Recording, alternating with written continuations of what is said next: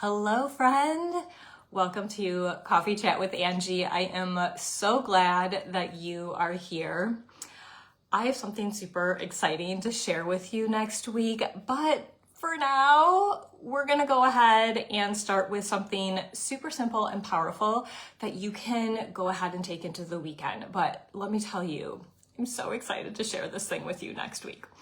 My name is Angie. I am a personal strategy coach. I help driven working moms create rock solid systems at home so dinner isn't a last minute scramble, kids' logistics are not chaos, and self-care isn't an afterthought. Instead of guilt and exhaustion, you can finally feel present, alive, and in control of the life that you are building while also having time for yourself. I know it sounds like a fairy tale, but it is truly, truly not. If you are joining me live or if you're catching the replay, I would love to know that you're here. Please say hi in the comments. And with it being a holiday weekend, I would love to know if you have any traditions that you or your family carry over this weekend. We don't necessarily have a tradition for the 4th of July. We always take a week-long vacation over the summer in St. Germain, Wisconsin, and it's just a great place. We stay on the water, we boat, we fish, we go for walks, we just enjoy nature, and it's just really calming and relaxing time for that week. Lately, we've been taking that vacation either the week before or the week after the 4th of July, and this year we took that last week. So we just got back from that vacation and it was, again, absolutely fabulous. So I would love to know what you do over the 4th of July. If you have a tradition, whether it's a certain item that you make or a certain thing that you do, I would love to know. It's always fun to hear what things people have that create memories. And a lot of times as you look back in your life as a child, it's the little things that create those memories, not necessarily these big, huge things. So I'm curious, what traditions do you have over the 4th? All right, so do you ever get in a moment or maybe a cycle where it feels like you are trying to do everything?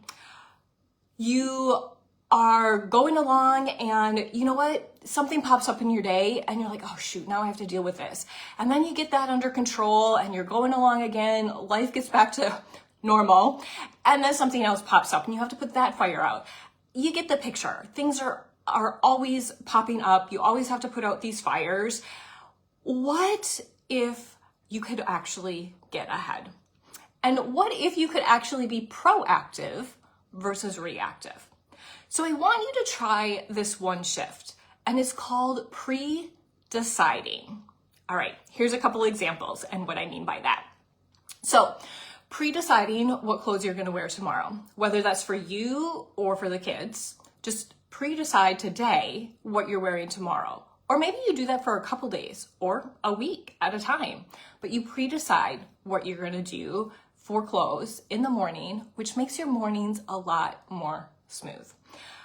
Other thing that you can pre-decide, what's for dinner. I know this was huge for me, like super huge. You no longer need to get to the end of the day and figure out last minute, shoot, what is for dinner? We know that we eat every single night, right? So plan ahead, pre-decide what you're having for dinner tomorrow night or for the week or for 2 weeks, but know what you are going to be doing. Or maybe pre-decide where you're gonna be after work in the evenings. Are you gonna be bringing your daughter to dance lessons and bringing her and a friend home? Are you going to be watching your son's sports practice? Are you gonna be at home making dinner or making a couple of dinners for the week? Pre-decide what you're going to do. And I know this sounds kind of a little bit weird, like, well, I'm gonna have to decide these anyway, so it's not really gonna save me time in my day. Yes, it absolutely will. Because when you pre-decide where you're going to be after work every single evening, you will know that 3 days from now on, let's say Thursday, oh, it looks like your son has someplace to be and your daughter has someplace to be at the exact same time, 2 totally different locations, and your husband, of course, is working late that day. So you know ahead of time that you have to figure the logistics of where your kids are getting at that specific time, whether somebody comes early and you bring them both, or somebody shows up late and you bring them both, or you like enroll a friend to support you. You do not have to do that, say at 3 o'clock when they have to be picked up in 30 minutes. So you are being proactive versus reactive. And my friend, that will save you so much stress. So that is what pre-deciding looks like. We actually just had this happen with our family this week. A couple days ago, my husband was like, hey, maybe let's go out on the boat on Thursday night, which happens to be tonight. And I'm like, well, what time are you thinking? Because I have a full week of work. He happens to be off this week. And so I was like, okay, what time are you thinking? He's like, well, maybe when Karsten, who is our son, gets done with work, we can go ahead and go out. And he gets done at 3. So let's just say realistically 4 o'clock, we would be leaving to go out on the boat. And I'm like, okay, what's going to be for dinner? Because I, of course, always know what's for dinner, and the logistics of this is changing now. So I'm like, what are we going to do for dinner? Are we going to stop somewhere and get something?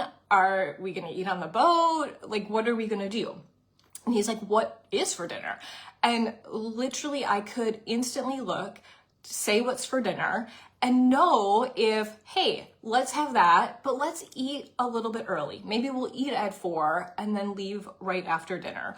Or I could adjust it. If it was something that really wouldn't work to go out on the boat that evening, I could make a quick adjustment and flip-flop some days for meals, or we could decide to eat on the boat.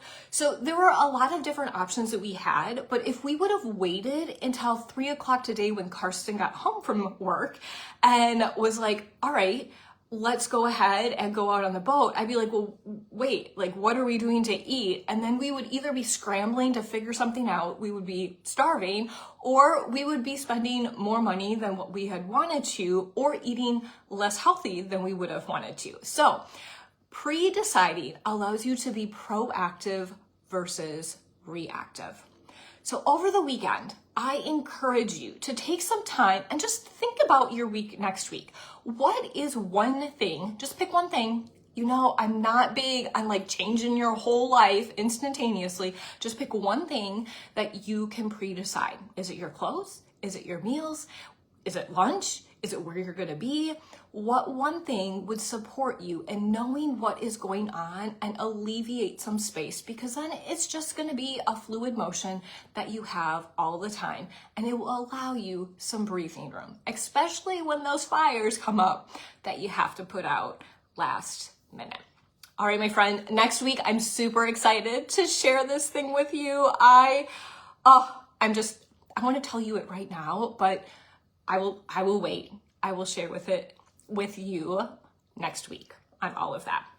All right, my friend, have an amazing weekend and a very safe 4th of July. We'll see you next week.